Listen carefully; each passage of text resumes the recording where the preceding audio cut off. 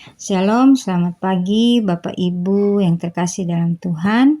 Selamat bertemu kembali dalam Rehat edisi Selasa 24 Februari 2026. Kita akan bersama-sama melandasi segala aktivitas kita pagi hari ini dengan membaca dan merenungkan firman Tuhan yang terambil dari kitab Kejadian pasal 4 ayat 1 sampai 16. Namun sebelumnya, mari kita berdoa. Ya Tuhan Allah, Bapa yang Maha Pengasih dan Maha Pemurah, Allah yang berkenan, kami sapa Bapa dalam anak-Mu Yesus Kristus. Terima kasih Tuhan, pagi ini Kau berkenan membangunkan kami kembali dengan tubuh yang sehat, tak kurang satu apapun.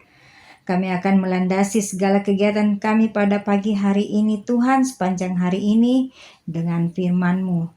Kiranya Tuhan kuasai hati dan pikiran kami dengan Roh Kudus-Mu, agar kami boleh bersama-sama mengerti apa maksud firman-Mu kepada kami. Terima kasih Tuhan, berfirmanlah karena kami sudah siap untuk mendengarnya. Dalam nama Yesus Kristus kami berdoa. Amin.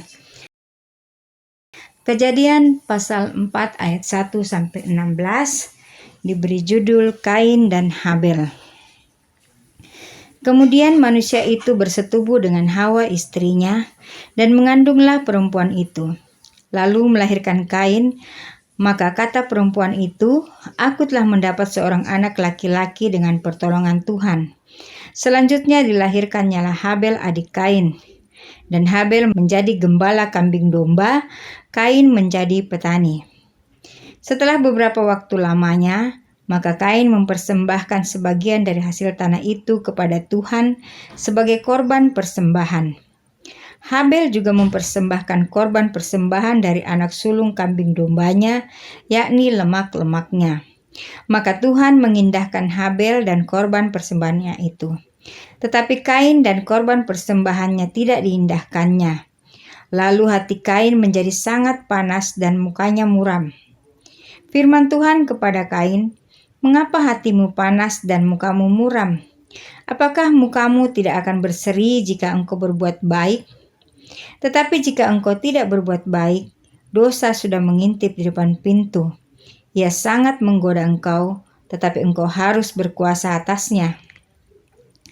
Kata Kain kepada Habel, adiknya, "Marilah kita pergi ke padang." Ketika mereka ada di padang, tiba-tiba Kain memukul Habel adiknya itu, lalu membunuh dia. Firman Tuhan kepada Kain, "Di mana Habel adikmu itu?" Jawabnya, "Aku tidak tahu.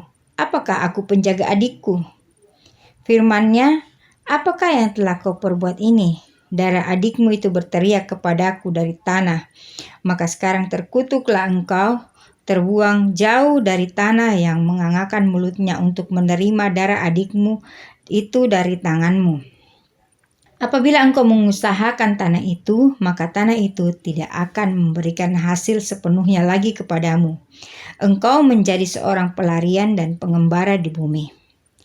Kata Kain kepada Tuhan, "Hukumanku itu lebih besar daripada yang dapat kutanggung. Engkau menghalau aku sekarang dari tanah ini, dan aku akan tersembunyi dari hadapanmu, seorang pelarian dan pengembara di bumi. Maka barang siapa yang akan bertemu dengan aku, tentulah akan membunuh aku." Firman Tuhan kepadanya, "Sekali-kali tidak. Barang siapa yang membunuh Kain akan dibalaskan kepadanya 7 kali lipat." Kemudian Tuhan menaruh tanda pada Kain, supaya ia jangan dibunuh oleh barang siapapun yang bertemu dengan dia. Lalu Kain pergi dari hadapan Tuhan, dan ia menetap di tanah Nod sebelah timur Eden. Amin. Judul renungan kita pada pagi hari ini ialah Kasih Allah selalu ada. Dan bas toraya, tontong den tupak koborokna puang. Kisah Kain dan Habel adalah kisah yang sudah lazim kita dengar. Kita diperlihatkan bagaimana Tuhan berkenan kepada persembahan Habel, tetapi menolak persembahan Kain. Penolakan itu melukai hati Kain dan menimbulkan iri hati yang berujung pada dosa besar. Namun, sebelum semuanya terjadi, Tuhan datang kepada Kain, menegur dan mengingatkan dengan kasih. Tuhan tidak menolak Kain karena benci, tetapi karena ia ingin mengajar tentang hati yang benar. Ia menolak tindakannya, bukan pribadinya. Kasih Allah tidak selalu tampak seperti pelukan yang hangat. Kadang ia menyatakan kasih melalui teguran dan hukuman. Penolakan yang datang dari Tuhan bukan tanda bahwa ia meninggalkan, melainkan caranya menuntun kita agar kembali ke jalan yang benar. Kain gagal melihat kasih itu, justru membiarkan amarah menguasai hingga ia jatuh dalam dosa yang dalam. Namun, setelah Kain membunuh Habel pun, kasih Allah tidak berhenti. Tuhan menghukum, tetapi juga melindungi Kain dengan tanda agar tidak dibunuh orang lain.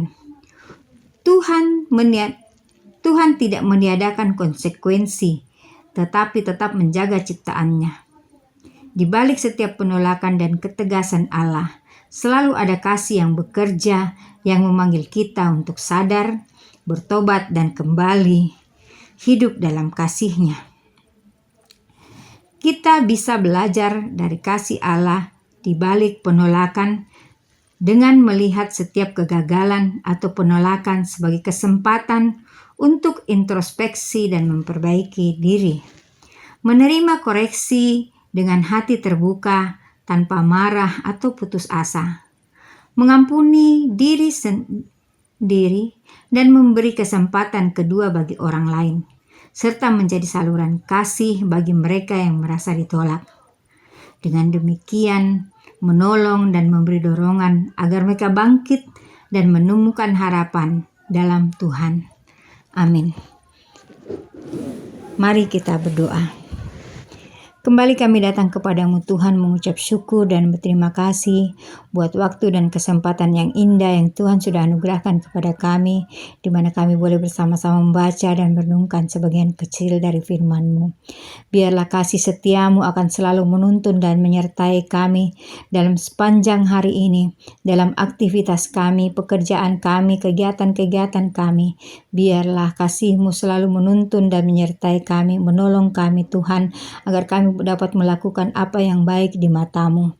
Terima kasih Tuhan.